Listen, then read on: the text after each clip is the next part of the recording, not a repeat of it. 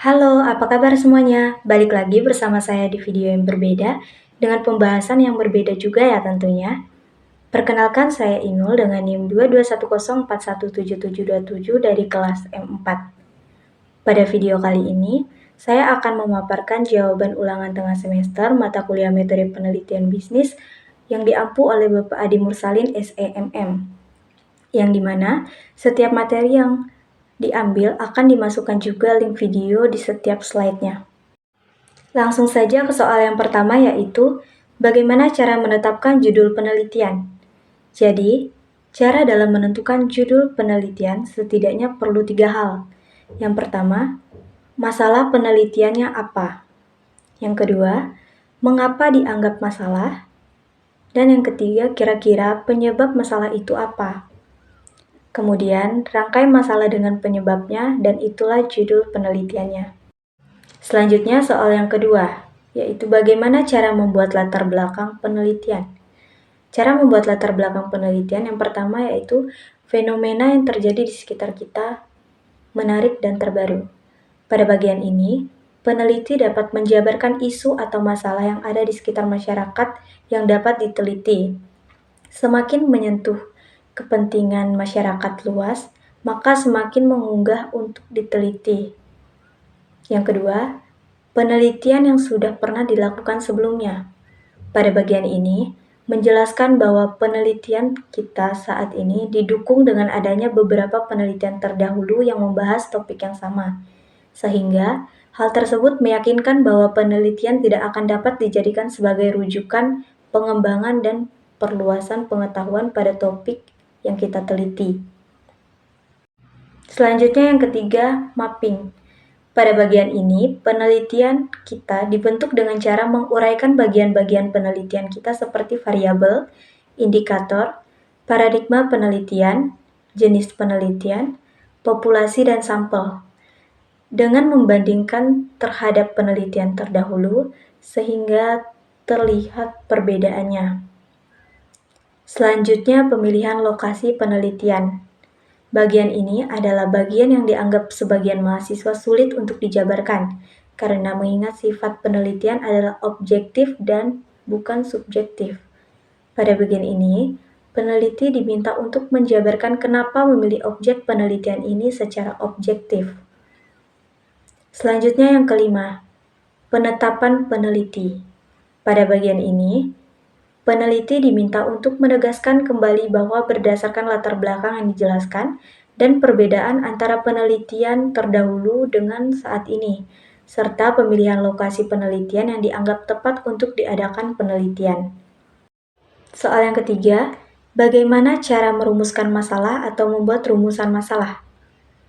Cara yang pertama membuat rumusan masalah yaitu masalah penelitian itu dirumuskan dalam bentuk pertanyaan. Jadi, dalam bentuk pertanyaan ya, karena nanti mau dicarikan solusinya. Yang kedua, gunakan kalimat yang jelas dengan kaidah bahasa Indonesia dengan mengikuti pola SPO. Itu minimal. Kalau tidak, SPOK subjek, predikat, objek, dan keterangan. Kemudian yang ketiga adalah harus tergambar adanya data. Jadi, kalau kamu merumuskan penelitian, bahwa solusinya itu akan didapatkan data seperti apa, akan tergambar dari bahasa yang kamu rumuskan itu. Kemudian yang keempat, rumusan masalah itu harus menjadi dasar dalam membuat hipotesis penelitian. Jadi, kalau kamu membuat masalah penelitian itu cuma satu, itu nanti akan kesulitan pada saat akan merumuskan hipotesis penelitian. Jadi, berlatihlah untuk merumuskan masalah menjadi beberapa poin. Kemudian yang kelima, yang harus kamu simak pertanyaannya adalah masalah harus menjadi dasar bagi judul penelitian. Jadi, akan kelihatan nanti di mana pengambilan data dan analisis data, kemudian menarik kesimpulan. Soal yang keempat, yaitu bagaimana cara membuat tujuan penelitian? Jadi, kalimat yang mengungkapkan keinginan peneliti untuk mendapatkan jawaban atas pertanyaan yang diajukan. Jika pertanyaan dalam penelitian tersedia 4 pertanyaan, maka tujuannya juga harus 4. Nah, begitupun jika dalam penelitian tersedia 3 pertanyaan, maka tujuannya juga harus 3. Nah, berikut ini cara penulisan jika pertanyaannya seperti apa. Yang pertama, jika pertanyaannya bagaimana, maka tujuannya penelitian ini bertujuan untuk mendeskripsikan bla bla bla dan seterusnya. Bisa juga tujuan penelitian ini adalah menjelaskan titik dan seterusnya. Jika pertanyaannya mengapa, maka tujuannya penelitian ini bertujuan untuk menganalisa titik. Nah, bisa juga tujuan penelitian ini adalah menjelaskan titik. Begitu ya. Nah, selanjutnya jika pertanyaannya apa, maka tujuannya penelitian ini ingin mengetahui titik dan seterusnya. Selanjutnya soal yang kelima. Apa itu manfaat penelitian? Dan ada berapa jenis manfaat penelitian? Jelaskan. Jadi jawabannya, manfaat penelitian adalah manfaat yang dapat diperoleh setelah penelitian kamu selesai. Pada umumnya, manfaat penelitian dibagi menjadi 2, yaitu manfaat teoritis dan manfaat praktis. Manfaat praktis.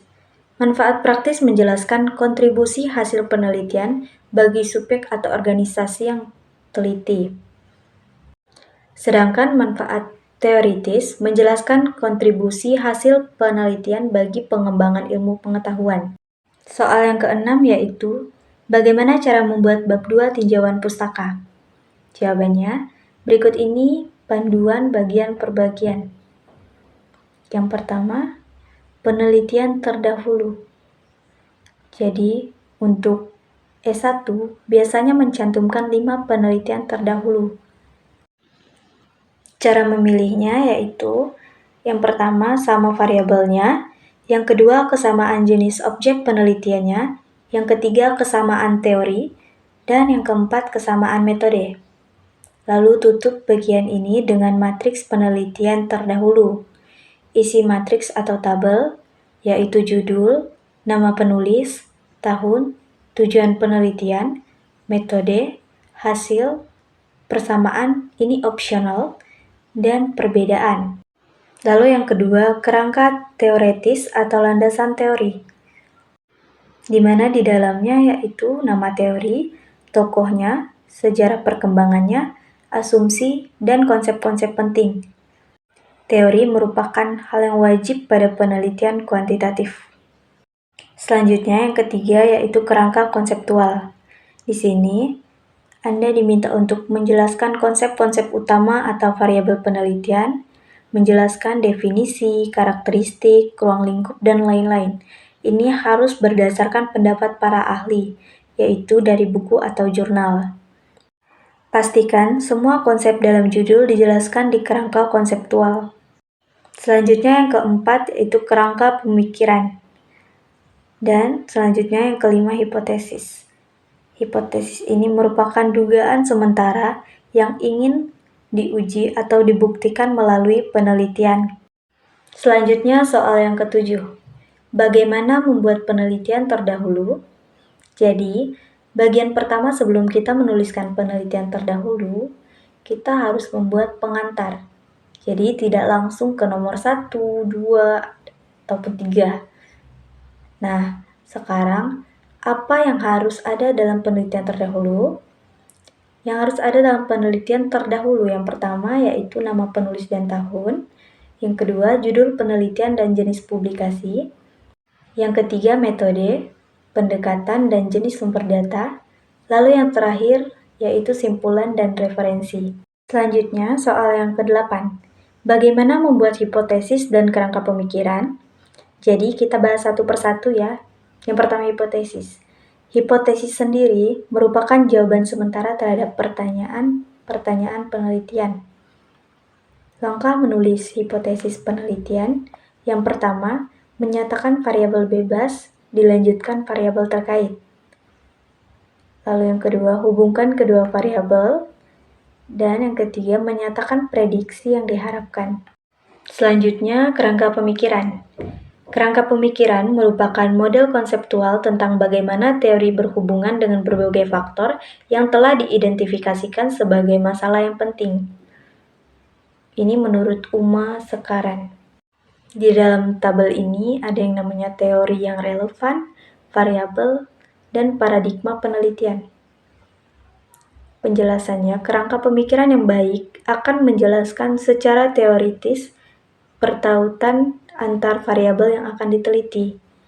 Pertautan antar variabel tersebut selanjutnya dirumuskan ke dalam bentuk paradigma penelitian. Oleh karena itu, pada setiap penyusunan paradigma penelitian harus didasarkan pada kerangka berpikir. Penelitian yang berkenan dengan dua variabel atau lebih biasanya dirumuskan hipotesis yang berbentuk komparasi maupun hubungan. Oleh karena itu, dalam rangka menyusun hipotesis penelitian yang berbentuk hubungan maupun komparasi, maka perlu dikemukakan kerangka berpikir. Jadi kerangka berpikir akan lebih baik ketika dibuat dalam bentuk diagram atau skema. Sekian pemaparan materi dari saya. Kurang lebihnya saya minta maaf. Thanks for watching.